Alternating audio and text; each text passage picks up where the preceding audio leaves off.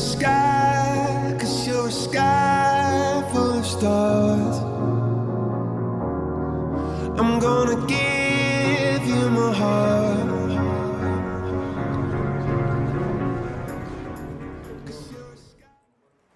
Todo es un placer para mí estar aquí. Agradezco mucho la invitación de Tony, en nombre del comité, del organizador. Doble honor para mí porque guardo una buena amistad tanto con José como con Juan José Luque, el presidente del Colegio Médico de Málaga, y también porque yo soy un médico frustrado, médico de niños, que luego a los 13 años cambió su vocación médico por astrofísico, y tengo ahí la espinita clavada de no haberme dedicado a la investigación médica, como muchos de ustedes están haciendo muy bien, seguro. Pero bueno, no puedo hablar de medicina ni de cáncer, pero voy a contarles lo que hasta hoy sabemos del universo, que está cambiando bastante el concepto que tenemos del mismo en los últimos años. El esquema de esta charla, que voy a llamar charla, es doble. Primero hablaré del origen del universo y después hablaré del origen de la Tierra y la vida, dentro del marco de formación del sistema solar. Esta imagen está obtenida por uno de mis telescopios. Estamos instalando desde España lo que es la primera red global de telescopios robóticos del planeta. Esta está tomada con el telescopio que tenemos en Nueva Zelanda, del cual vemos la Vía Láctea, que es la zona lechosa que ven aquí encima, por encima del horizonte de nubes. Pues aquí lo que vemos es la Vía Láctea justo en el cenit, el punto más alto.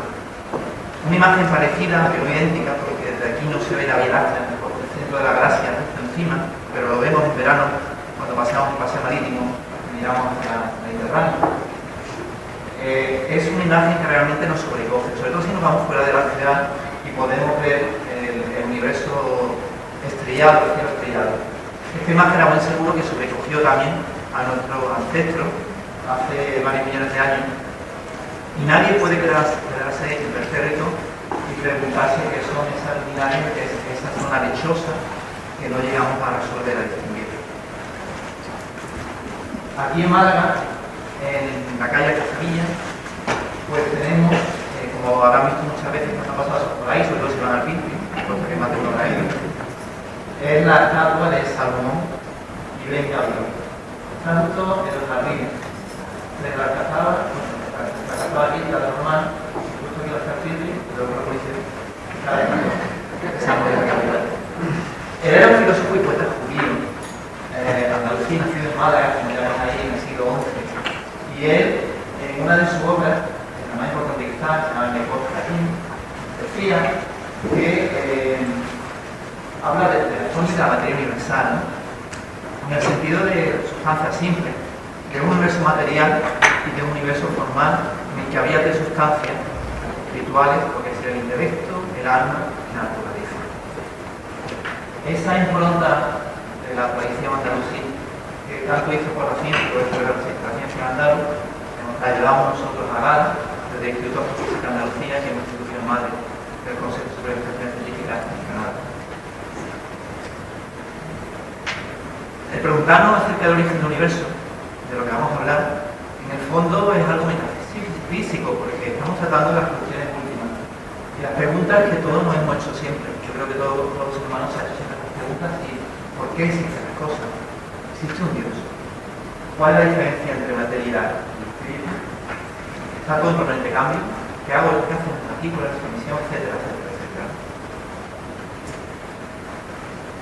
Para responder a estas preguntas, primero tenemos que situarnos, nosotros los seres humanos, en la faceta más amplia, en tanto en cuanto tenemos que tener constancia de que todos estamos en un planeta, la Tierra, que orbita alrededor de una estrella mediana, Sol, que a su vez orbita alrededor de la galaxia, la zona lechosa que es como que hace el Camino de Santiago, como lo conocemos, la Vía Láctea, el nombre científico, que es nada más y nada menos que una de las 2 billones de galaxias que vuelan en el universo. El Sol es una de las miles de millones de estrellas de nuestra galaxia. Entonces, nada más que con estos números uno se da cuenta de la pequeñez del ser humano y de donde habitamos, que tampoco somos privilegiados, somos evidentemente el centro del universo, como ya Copérnico me está dejando claro. Pues bien, vamos a hablar de este origen del universo. De cosmología voy a hablar muy poco, no tengo mucho tiempo. Hablaremos de la teoría de la gran explosión y de las implicaciones, algo de implicaciones sobre el futuro quizás, pero bueno, eso quizás podemos discutirlo un poco luego, si quieres. Las preguntas fundamentales son varias, ¿no? ¿Por qué es importante buscar el origen del universo? Sobre todo para las ciencias de la vida. Y en el fondo, ¿qué es el universo? Tuvo principio, de eso vamos a hablar, de Traffic, son hipótesis si quieren hablar. ¿Tiene fronteras? Y si hay fronteras, ¿qué hay más allá? Y de esta pregunta, de este estudio del universo, las preguntas elementales, ¿qué es el espacio? ¿Qué es el tiempo? Pues bien, como he dicho antes, no voy a hablar por regula de tiempo de cosmología, simplemente dar unas pinceladas iniciales. Como he dicho antes, ya desde la más remota antigüedad, incluso desde las culturas chinas, hindúes, desde la época babilónica, ya había figuras de las cuales pues, se miraba hacia el cielo, por ejemplo, ciudad de Ur, más lejos. Pues unas pinceladas muy rápidas. La escuela, digamos, griega, ya en el siglo V, Aristóteles definió la Tierra como esférica, aunque luego tardamos bastante tiempo en darnos cuenta de que no era plana y no había un precipicio más allá del Atlántico. Se lo digo ahora.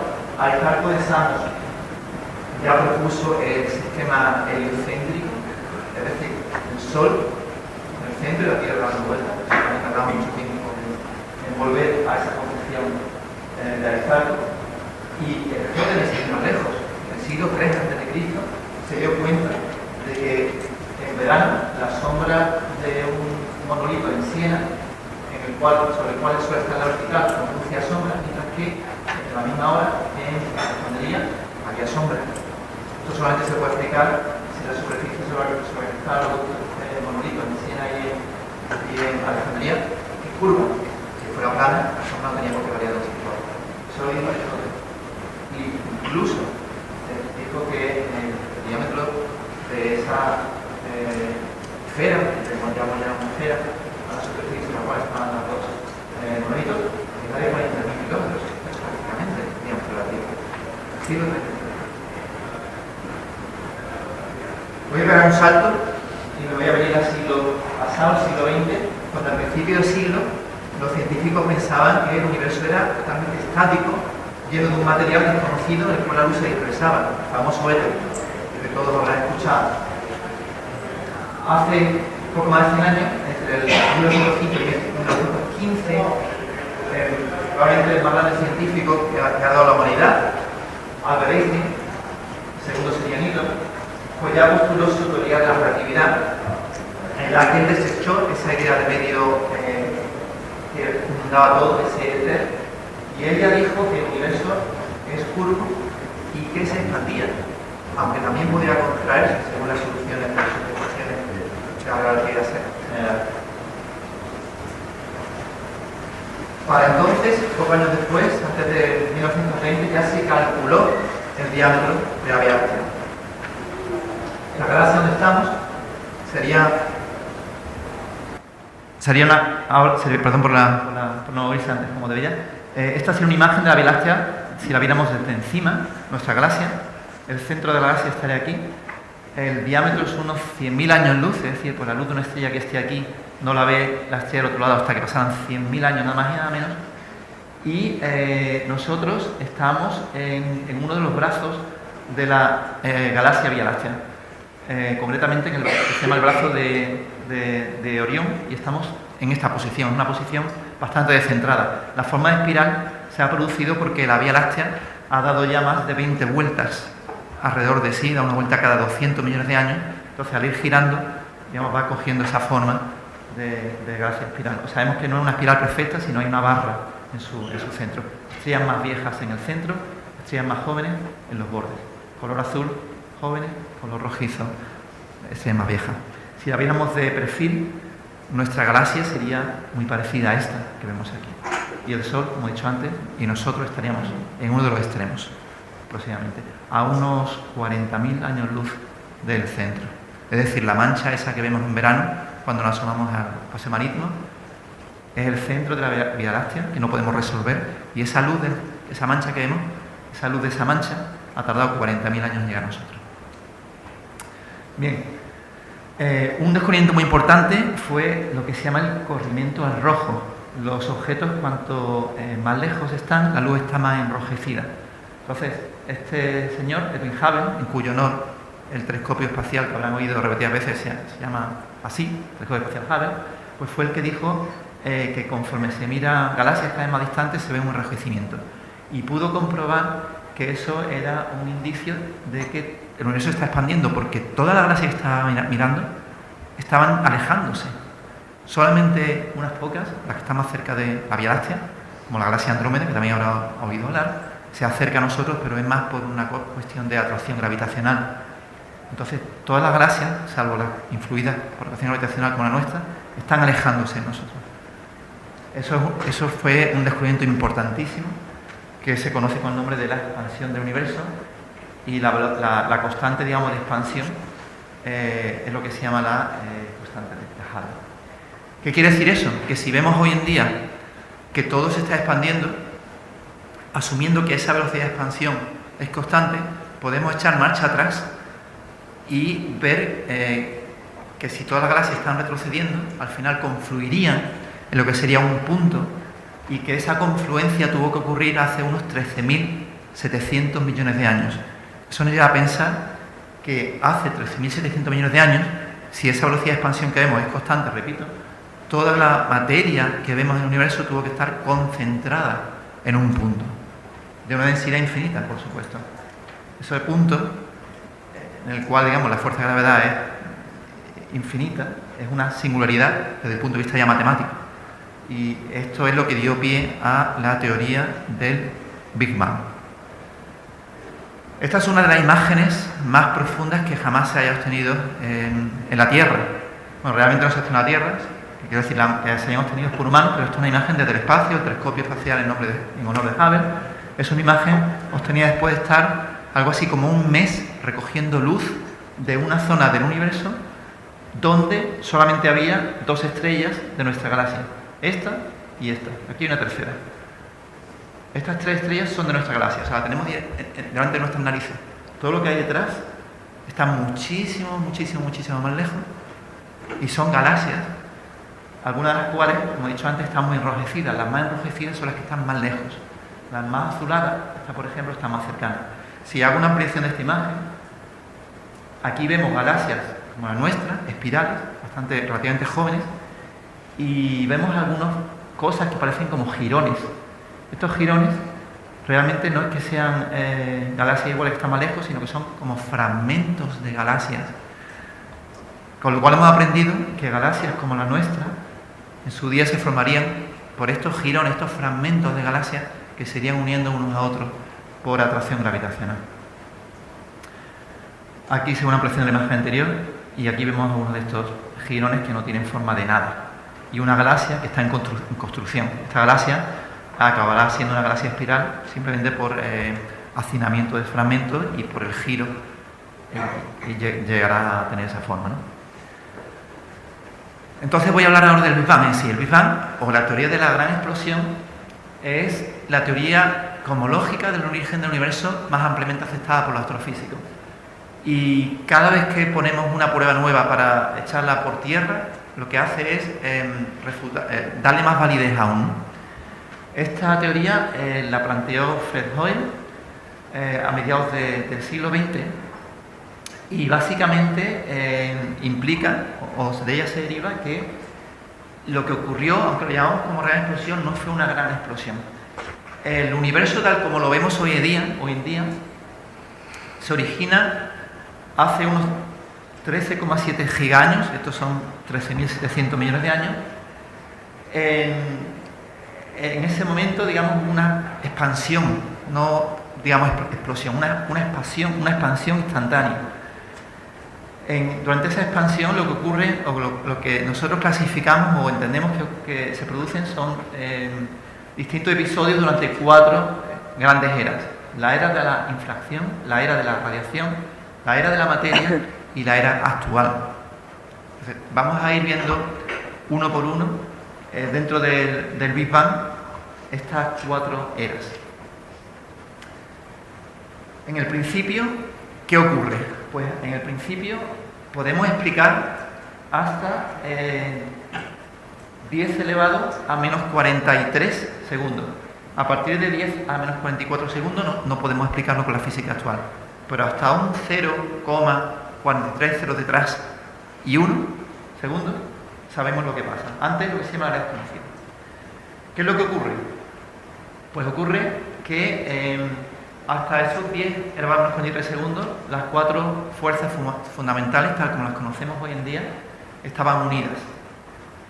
La primera que se separó en esa cantidad tan ínfima de tiempo ya fue la fuerza de la gravedad, y después se separaron la fuerza subatómica débil y la fuerza electromagnética, quedando la fuerza subatómica fuerte. La gravedad, como saben, es la fuerza de largo alcance por la cual estamos todos sentados aquí en esta silla y no estamos flotando en esta sala. La fuerza subatómica fuerte es la que mantiene unidos a los protones y neutrones en el núcleo, es de corto alcance. Y la fuerza subatómica débil es la que también intercambia bosones W y Z, de corto alcance también. Y la fuerza electromagnética, gracias a la cual pues, estamos viendo aquí la imagen en este proyector, es igual que la gravedad de largo alcance. Todo esto ocurrió en ese breve intervalo de tiempo. La segunda era la era de la inflación. La época de la inflación la propuso Alan Guth en el año 82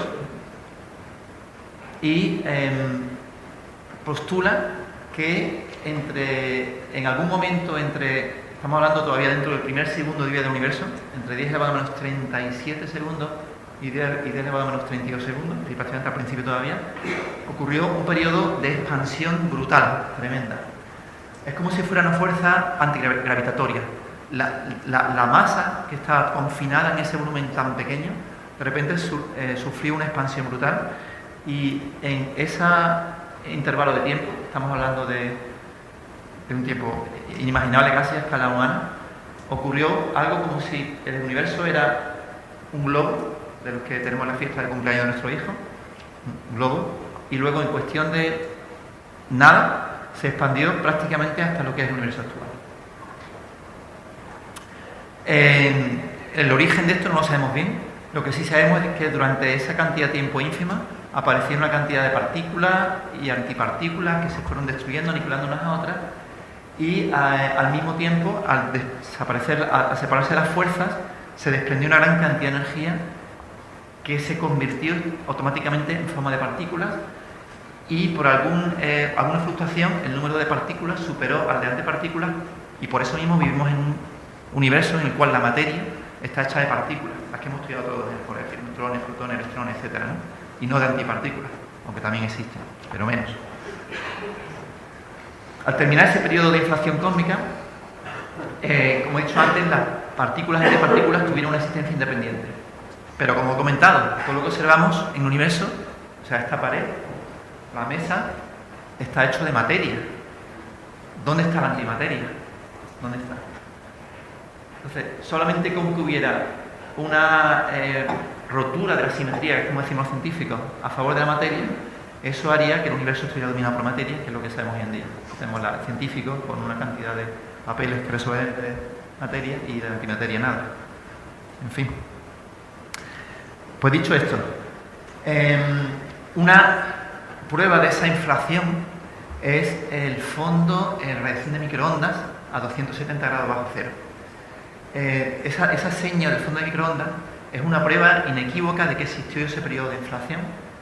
Eso se postuló desde hacía mucho tiempo, y en el año 65 del siglo pasado, dos físicos americanos que trabajaban en una compañía de teléfonos, la Bell Telephone, pues a través de unos radiotelescopios que estaban haciendo pruebas, detectaron como un ruido de fondo. Y ese ruido de fondo no es otro que el fondo de radiación de microondas. Ese fondo de microondas, en las televisiones antiguas que todos hemos tenido, las de plasma, pues también lo hemos visto. Todos recuerdan esa nieve, ¿cómo lo llamamos? Ese ruidillo, ¿no? Cuando perdíamos la sintonización del canal, veíamos esa mejilla, ¿no? Eso es el fondo de radiación, de lo que estaban los receptores. Un satélite que se lanzó, por cuyo descubrimiento han dado el premio Nobel hace poco tiempo, reveló que el universo, mirando a esta radiación de 260 grados bajo cero, no era uniforme, sino que si uno tenía la suficiente precisión en la medición de la temperatura, tenía que tener una precisión de 0,0001 grado, pues con esa precisión se podía ver que el universo no era uniforme, sino que había esas variaciones de temperatura en lo que es todo el universo. Esto es equivalente, este mapa es equivalente a lo que sería el mapa de la Tierra, pero en vez del mapa de la Tierra, el mapa de la bóveda celeste, ¿no? ¿Qué quiere decir eso? Pues que hay zonas del cielo que están 0,0001 grados más calientes que otras, a escalas cósmicas. O sea, cualquier punto que vemos aquí, esos son miles y miles de millones de galaxias. ¿Qué quiere decir esto? Que estamos viendo, esto se llegó a llamar en su día, digamos, la huella de Dios. Estamos viendo realmente la impronta de esta radiación que se produjo durante la época de inflación y que fue, y lo que vemos aquí, estas manchas que vemos aquí, son las semillas de las zonas más calientes que al final han dado lugar a la concentración de materia en esta zona y a la posterior aparición de galaxias.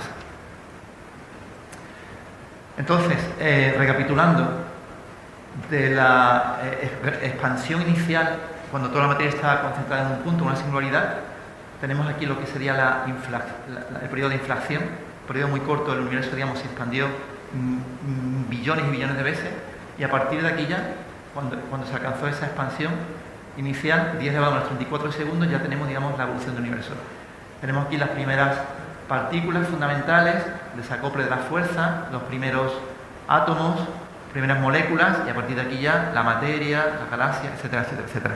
Formación del hombre. Porque todo eso voy a seguir hablando ahora.